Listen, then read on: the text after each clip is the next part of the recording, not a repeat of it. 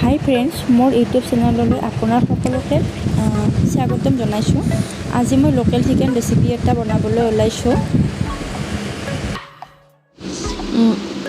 ইয়াত মই লৈছোঁ 3টা ডাঙৰ ডাঙৰ পিঁয়াজ, 4-5টা জলকীয়া, আদা নহৰু, বিলাহী, আলু আৰু শেষত দিবলৈ ধনিয়া।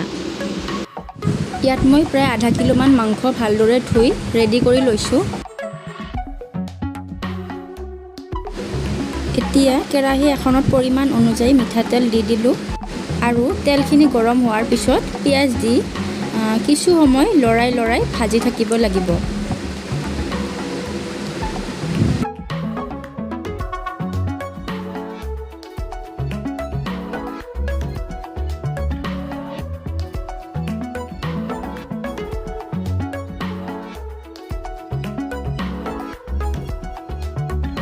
পিঁয়াজখিনি ৰংচোৱাকৈ ভাজি লোৱাৰ পিছত ইয়াত পৰিমাণ অনুযায়ী আদা নহৰুখিনি দি কিছু সময় লৰাই ভাজি থাকিম।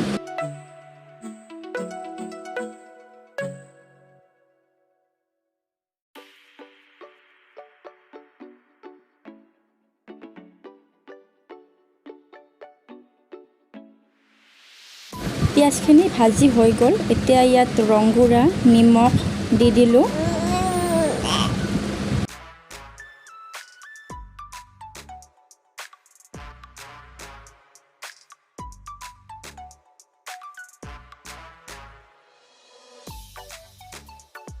ইয়াত মই বেলেগ মছলা ব্যৱহাৰ নকৰোঁ, অকণমান জিৰা গুড়ি আৰু চিকেন মছলা এড কৰিম।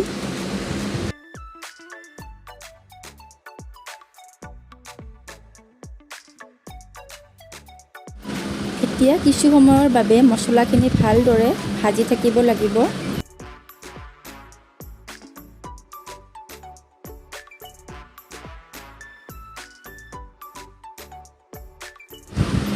মছলাখিনি ভালদৰে ভাজি হৈ গ'ল। এতিয়া ইয়াত বিলাহীখিনি দি দিলোঁ আৰু এইখিনি ৰঙচুৱা হোৱালৈকে ভাজি থাকিম। বিলাহীখিনি ভাজি হৈ গ'ল।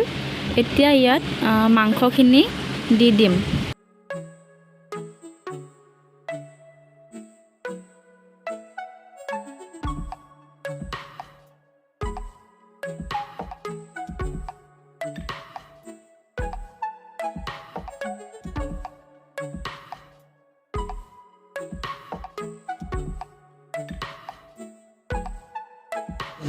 মাংসখিনি মিডিয়াম ফ্লেমত 10-15 মিনিটৰ কাৰণে এতিয়া ভাজিব লাগিব।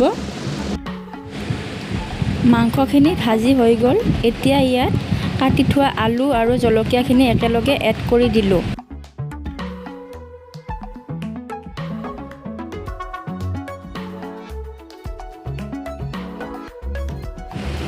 মাংস আৰু আলুখিনি ভালদৰে ভজা হৈ গ'ল। এতিয়া ইয়াত পৰিমাণ অনুযায়ী পানী দি দিলোঁ আৰু কিছু সময়ৰ বাবে ঢাকন মাৰি দিম।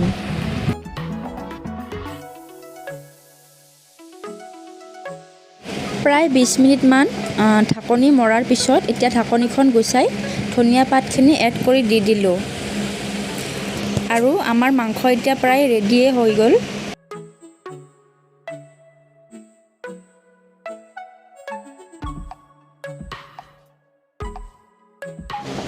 এনেকৈ আপোনালোকেও চিকেন কাৰী ট্ৰাই কৰি চাব পাৰে।